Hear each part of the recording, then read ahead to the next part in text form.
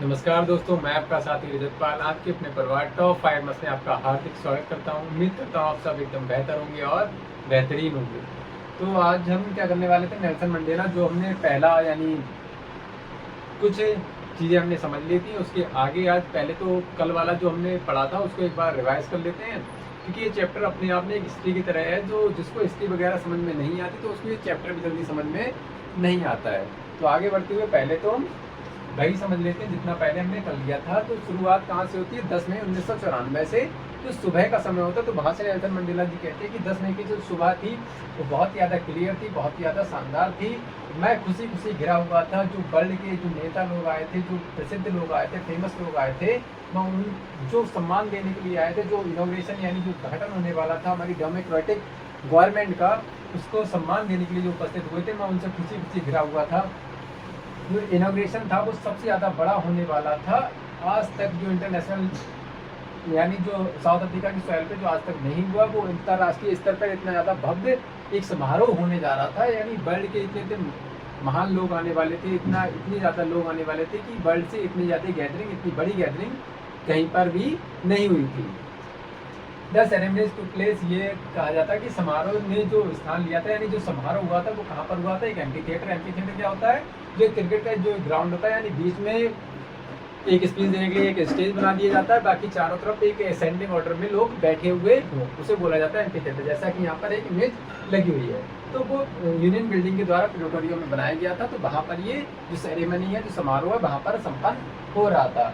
तो अभी तक जो दशकों से जो सीट थी वहाँ पर साउथ अफ्रीका में, वैसे क्या लोग रहते हैं? ब्लैक पीपल्स रहते हैं। लेकिन जो अभी तक सीट थी वहाँ पर जो राज्य करता था वो कौन था? वो वाइट पीपल थे, गोरे लोगों का शासन था। तो वही नेल्सन मंडेला जी कहते हैं कि दशकों से यहाँ पर मतलब गोरे लोगों का शासन रहा है।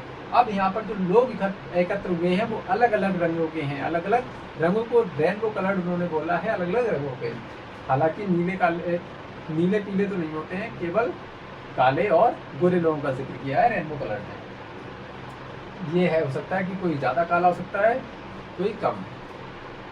तो ऐसे लोग वहाँ पर इकट्ठे होते हैं, किस लिए? इंस्टॉल करने के लिए डेमोक्रेटिक और नॉन नेशनल गवर्नमेंट का इंस्टॉलेशन, यानी उसका स्थापना करने के लिए सब इकट्ठे हुए होते हैं। तो उस दिन वो बताते हैं कि उस दिन ऑटम का डे, मैं अपनी बेटी जेनानी जो थी उसके साथ मैं था, और पोडियम पर मिस्टर डी क्लार्क जो है पहले सेकंड डिप्टी प्रेसिडेंट के रूप में शपथ लेते हैं।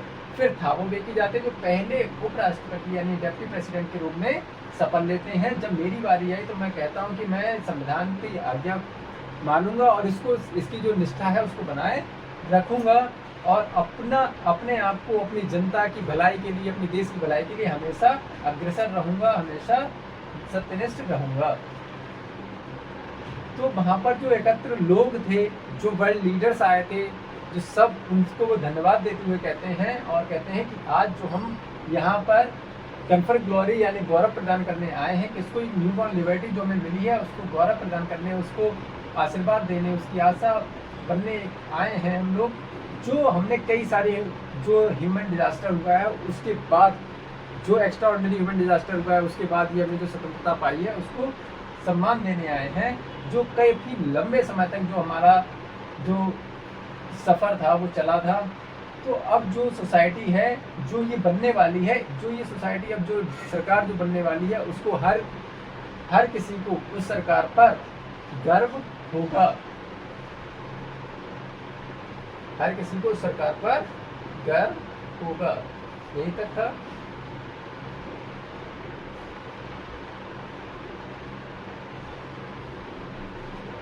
यही तक शायद हुआ था। अब आके देखते हैं। लिखा है, we who were outlaws not so long ago have today been given the rare privilege to be host to the nations of the world on our own soil. We thank all of our distinguished international guests for having come to take possession with the people of our country of what is after all a common victory for justice, for peace, for human dignity.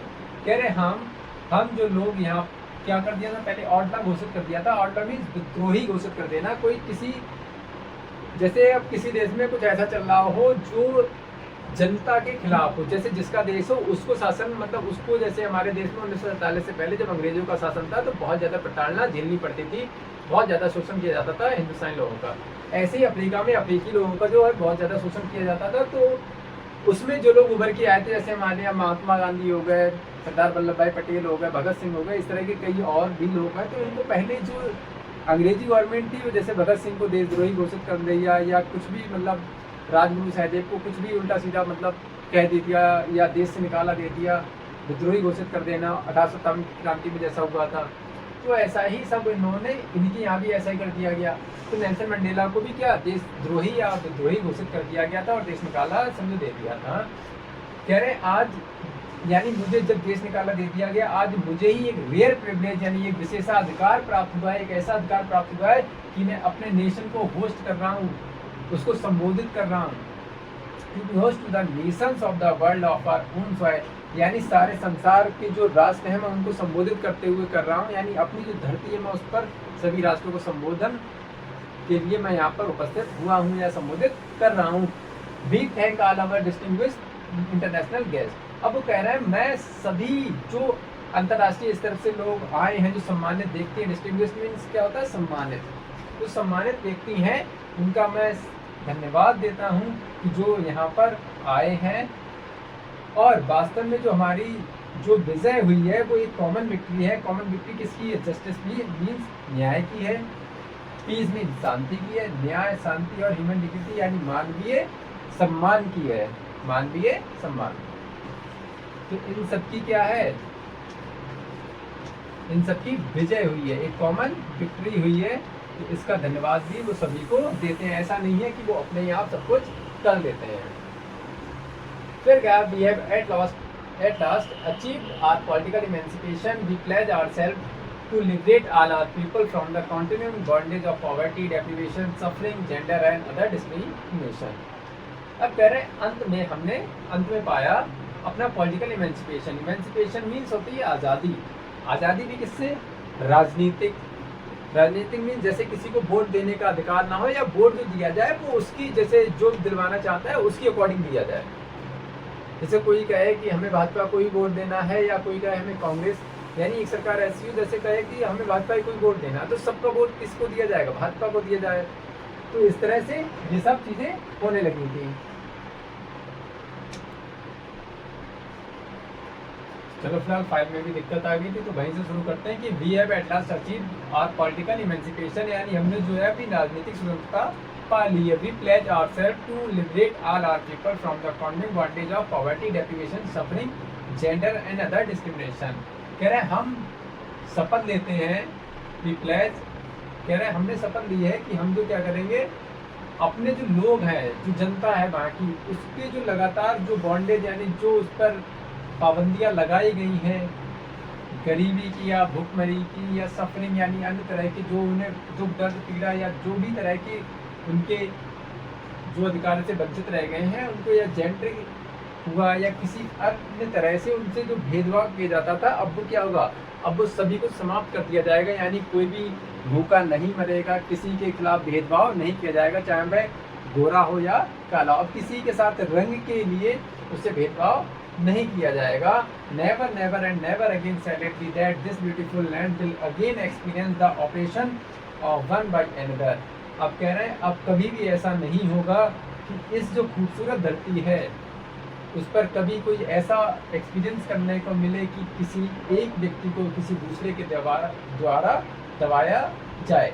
यानी अब होने क्या वाला है, अब जैसे पहले काले लोगों पे गोरे लोगों का शासन था, अब ऐसा नहीं होगा कि काले लोगों की जब सरकार आएगी तो जो काले लोग हैं वो गोरे लोगों को सप्रेस करेंगे, बहुत ज़्यादा उत्पीड़न करेंगे, उनका शोषण करेंगे। अब ऐसा कुछ भी होने वाला नहीं है, यानी सब लोग कैसे रहेंगे? एक समान रहेंगे, एक साथ रहेंगे। The sun shall never set on so glorious a human achievement।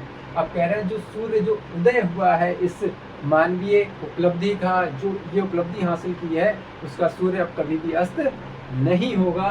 Late freedom reign, God bless Africa. अब कह रहे हैं कि रेन मीन्स रैन,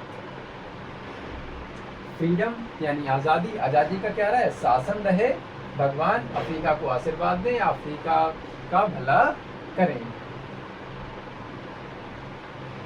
फिर a few moments later we all lifted our eyes in heavens a spectacular array of South African jets, helicopters and troop carriers rode in perfect formation over the Union buildings. अब कह रहे कुछ क्षण बाद ही, जब ये सब चीजें चल रही थी तो कुछ क्षण बाद ही हमने अपनी आंखों को ऊपर उठाया। ऊपर उठाने के बाद क्या होगा, यहाँ पर हेलीकॉप्टर जेट वगैरह ये सब उड़ रहे थे। उड़ने के साथ साथ वो क्या कर रहे थे, वो एक अपनी फॉर्मेशन, एक स्पेशल फॉर्मेशन यानी स्पेशल आकृति बना के वो सब उड़ रहे थे। उसका जश्न भी मना रहे थे जो नई सरकार बनी थी। किसके ऊपर, यूनियन बिल्डिंग के ऊपर। It was not only a display of pin point precision and military force but a demonstration of the military's loyalty to democracy, to a new government that had been freely and fairly elected. बल्कि ये क्या था, ये कोई अपना शक्ति नहीं प्रदर्शित कर रहे थे। कोई आर्मी जो आई थी जो ये सब शो कर रही थी, यानी जो एयर शो हो रहा था उसमें ऐसा नहीं था कि जो आर्मी है साउथ अफ्रीका की या जो लोग जो जेट्स वगैरह उड़ा रहे हैं ये सब अपनी ताकत दिखा रहे हैं। वहाँ पर कोई भी ताकत दिखाने नहीं आया था, बल्कि ये तो अपनी लॉयल्टी शो कर रहे थे। जो नई डेमोक्रेटिक गवर्नमेंट बनी थी, यानी जो लोकतांत्रिक प्रजातांत्रिक जो सरकार बनी थी उसके प्रति अपनी लॉयल्टी दिखा रहे थे, अपनी वफादारी दिखा रहे थे। और जो बिल्कुल फ्रीली, यानी जिसमें कोई भी भेदभाव नहीं हुआ था, बिल्कुल फेयर तरह से, बिना बिल्कुल निष्पक्ष तरह से जो चुनाव जीते थे, वो सरकार जो बनी थी उसका सम्मान करने आए थे, उसको लॉयल्टी शो करने आए थे। Only moments before the highest generals of South African Defence Force and Police, their chests bedecked with ribbons and medals from days gone by, saluted me and pledged their loyalty. I was not unmindful of the fact that not so many years before they would not have saluted but arrested me. तो कह रहे हैं कुछ क्षण पहले ही, only moments before, कुछ क्षण पहले ही क्या हुआ था, जो हाईएस्ट जनरल थे, यानी जो सबसे ज़्यादा ऊंचे पद पर होता है साउथ अफ्रीका की डिफेंस फोर्स का या पुलिस फोर्स का जो सबसे ऊंचा पदाधिकारी होता है, कह रहे वो लोग क्या कर रहे थे, जिसके चेस्ट जो था सजे हुए थे, बैडक मीन सजे हुए हो ना रिबन से और मेडल से, यानी मेडल वगैरह रिबन काफ़ी ज़्यादा लगे हुए थे, तो उसको बहुत ज़्यादा सम्मानित व्यक्ति मान ली जाता है। यानी उसने काफ़ी सारे पद, मतलब काफ़ी सारी चीज़ें हासिल कर ली होती है अपने पद पर रहते हुए। तो वो क्या हो रहा है, वो सैल्यूट कर रहे थे और प्लेज यानी प्रार्थना कर रहे थे अपनी लॉयल्टी, अपनी वफादारी की, अपनी ईमानदारी की। आई वॉज नॉट अनमाइंडेडफुल, अनमाइंडेडफुल मीन जागरूक होना। कह रहे मैं जागरूक नहीं था उस फैक्ट से, उस विचार से जो कुछ क्षण पहले ही हुआ था, कुछ साल पहले ही हुआ था, ज़्यादा साल नहीं हुए हैं। They would not have saluted, कह रहे हैं वो मुझे सल्यूट नहीं करते थे, तब क्या करते थे, मुझे अरेस्ट कर लिया करते थे। यानी यही बात है, तब जब इनकी सरकार नहीं थी, यानी इन्हें जब विरोधी घोषित कर दिया गया तो सरकार, जो दूसरी सरकार है वो यही चाहेगी दूसरे व्यक्ति जो विरोधी है उसको पकड़ लिया जाए। तो उनकी भी कोई गलती नहीं थी, क्योंकि आदेश जो होते हैं वो ऊपर से ही थे, तो इनको भी क्या कर लिया जाता था, गिरफ्तार कर लिया जाता था, इनको सल्यूट नहीं किया जा सकता था। तो वही चीज़ें वो याद कर रहे हैं कि पहले ये वही लोग हैं जो पहले मुझे सल्यूट नहीं करते थे, मुझे गिरफ्तार करते थे, आज वही लोग सल्यूट कर रहे हैं मुझे। Finally, a chevron of Impala jets left a smoke trail of the black, red, green, blue and gold. कौन से? Black, red, green, blue, gold of the new South African flag. अब कह रहे हैं जो फाइनली अंत में क्या हुआ, a chevron of Impala jet. Impala jets का एक chevron यानी जो V शेप में उड़ते हुए जाते हैं, यानी जैसे मान लो ये यहाँ पर ना हो और ये सबसे आगे एक, फिर उसके इस लाइन से ऐसे, फिर इधर लाइन से, ये वी शेप में इस तरह से ही जाते हैं।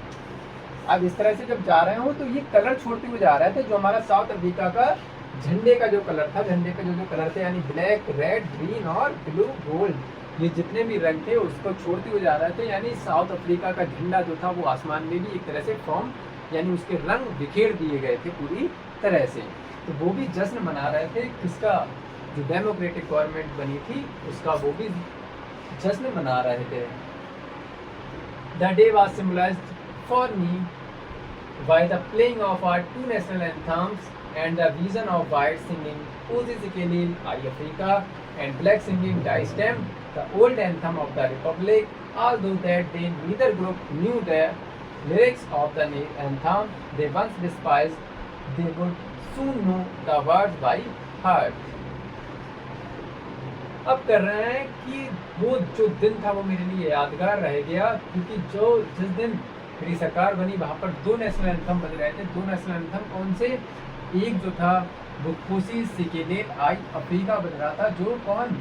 वाइट लोग गा रहे थे, और दूसरा बज रहा था जो ब्लैक लोग गा रहे थे, जिसका नाम था डाई स्टैम्प।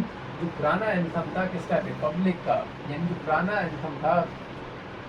आल्दो कह रहे जबकि अभी आज जो है कोई भी जो ग्रुप लोग जो लिरिक्स गा रहे हैं, यानी जो उसकी लिरिक्स है, जो गाना गाया जा रहा है, मतलब जो गीत गाया जा रहा है, जो राष्ट्रगान गाया जा रहा है, वो नहीं पता हमें कौन सा है, उसकी आगे की लाइन क्या है। लेकिन कुछ समय बाद ये जो लाइनें हैं वो लोगों को दिल से याद हो जाएंगी।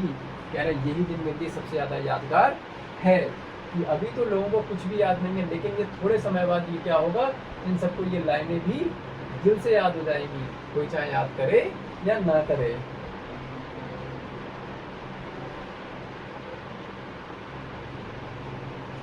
ठीक है, तो इतना ही कर लेते हैं आज, बाकी करेंगे कल, क्योंकि ये अब थोड़ा समझते हो, चलो ज़्यादा समझोगे ये ऊपर से चला जाएगा, बाउंस कर जाएगा, कुछ पल्ले नहीं पड़ना है इसमें। तो बाकी करेंगे कल एक नेक्स्ट वीडियो में। तब तक के लिए नमस्कार, जय हिंद। और ये वाला जो चैप्टर है इसको अपने आप घर पे पढ़ने की कोशिश ज़्यादा करें, क्योंकि ये चैप्टर समझ में नहीं आना है और सबसे ज़्यादा वेटेज भी यही रखता है। एग्जाम में आएगा तो 15 मार्क्स का दिया जाता है, नहीं आता तो 0 भी नहीं आता है, 1 भी नहीं आता है। लेकिन हाँ, इम्पॉर्टेंट बहुत है। जब आएगा तो 15 नंबर का अकेला यही आ जाता है प्रोज से, और किसी चैप्टर से कुछ पूछा भी नहीं जाएगा। तब क्या करोगे? करना तो पड़ेगा, गलत करोगे तो नंबर काट लिए जाएंगे। इसीलिए जितना पढ़ाया जा रहा है उसी को एक बार घर पर जरूर रिवाइज कर लें। बाकी मिलते हैं कल, तब तक के लिए नमस्कार, जय हिंद।